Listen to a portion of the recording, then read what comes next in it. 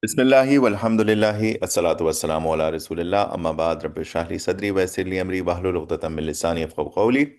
Assalamu alaikum wa rahmatullahi wa barakatuh, my dear brothers. Today we are having our second last class inshallah of Quran for teens. We started this journey with Surah Fatiha. Now we have reached Surah Al Asr. We will try our best to cover six surahs in today's lesson inshallah, and then the last six we will cover in the next class, and that will complete our study of Quran. So let's start with lesson number 233, Surah Al Asr. It's a very short surah. It has three ayahs. It is believed to be revealed in Makkah, that is before the migration of the Holy Prophet to Medina. In this Makkan surah, it is emphasized the success of the afterlife, and that is only reserved for those who are doing good deeds. And Allah SWT is swearing by time in this. We will go through this surah, and we will go through our key action as well. And then, so Allah SWT is swearing by time and then telling us who are the people. Everybody, all of the mankind is in a state of loss except a few. And who are those few? So let's focus on to understand, so that may Allah SWT also include us amongst those few. Ameen. Let's start. A'udhu billahi minash shaitanir rajim. I seek refuge in Allah subhanahu wa ta'ala from shaitan, Satan, the outcast, the cursed one. Bismillahir Rahmanir Rahim. In the name of Allah subhanahu wa ta'ala, the most gracious, the most merciful. Wal Asr. By the time, meaning Allah subhanahu wa ta'ala is swearing or promising by time. And time is an entity. All of us live through time. We know there was a past, there is a present, and there is a future. It's a full timeline. And timeline or time is it in itself is a creation of Allah subhanahu wa ta'ala. That's how we are passing our lives. And we know that we have been sent in this world as a test, and all of us have a limited time. Somebody is living for a few months or a few years or a 50 years or a 60 years, or some people even go up to 100, cross 100 years as well. But regardless of how long we live, everybody has a limited time. And in this time, we have to achieve something. Yet, majority of the human beings, they forget the purpose of their life, and they just tend to fulfill their desires of this world, and they just want to live in this world without even thinking of the hereafter, or without even thinking of the purpose why we have been sent in this world. So, wal asr, by time, Allah subhanahu wa ta'ala is swearing, promising upon time. Innal insana lafi khusr.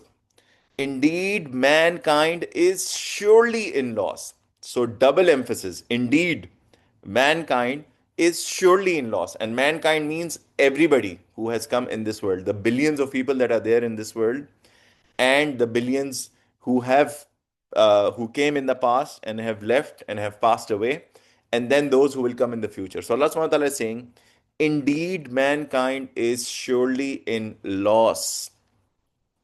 Why? Because they forget the purpose why they have been sent. They ignore the guidance and they don't follow it. So they are surely in loss. So all of the mankind is in loss. However, now we have talked about this concept as well, that there are a few who are on the right path. There are a few who are practicing Muslim. Yes, there can be born Muslims, there can be whatever, billions of them, but the true practicing Muslims. And who are they? So indeed, mankind is surely in loss except إِلَّا الَّذِينَ آمَنُوا وَعَمِلُوا الصَّالِحَاتِ, except those who believe and do righteous deeds. So condition number one, you have to believe. And then once you believe, of course, and once you believe in Allah subhanahu wa ta'ala, once you believe in hereafter, once you believe in the judgment day, you tend to correct your lives and you do righteous deeds and you stop yourselves from sins. وَتَوَاصَوْا بِالْحَقِّ, and they enjoin each other and they encourage each other and they join upon things that are truth to the truth. They enjoin together on the truth. What is the truth? Al Quran. The truth is the revelation. The truth is what the Holy Prophet Muhammad sallallahu alaihi wasallam was preaching at that time, and his hadith and his sunnah, how he showed us how to practice Islam. So enjoin each other to the truth. These are the people who believe, they do righteous deeds, and enjoin each other to the truth. وَتَوَاصَوْا بِالصَّبْرِ, and enjoin each other to the patience. And they have sabr, meaning in testing times, they show sabr. They don't cross the limits, they don't cross the boundaries during testing times. So, if we were to conclude on the learning of this short surah, by time, of course, Allah subhanahu wa ta'ala is promising upon time. It's an entity, it's a reality that no one can deny.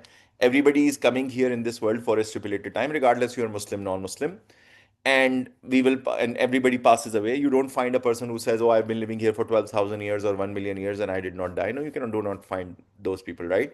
So death is a reality. So by time, it's an infinite entity, and it is created by Allah subhanahu wa ta'ala, time itself. So indeed, mankind is surely lost, meaning everybody is in loss except who, and we should try our best to be amongst those. Exception is those who believe, they do righteous deeds, meaning action. It's not just important that we believe and we get the understanding and then we continue to do whatever we want. No, they do righteous deeds. They enjoin each other to the truth and enjoin each other to patience or sabr, especially in testing times. So I hope this is clear. And this surah is also it's inviting us to invite others to Islam as well as dawah, because time is running out. If we see people around us who are not practicing Muslims, then we should tell them about little things. We should inspire them from our own actions. And this is the best way of dawah, that you inspire people by your own action, and then you make them think, why is this person so good, why is this person so caring, why is this person taking care of the needy, why is this person taking care of the poor, and all of that. And then you tell them that this is what Islam is teaching us. And sometimes you can inspire action from fellow Muslims as well, and they can improve from you. And we should look upon people who are better than us in Islam and practicing Islam, so we can take inspiration from them and continue to improve our lives and become better practicing Muslims. So I hope it's clear.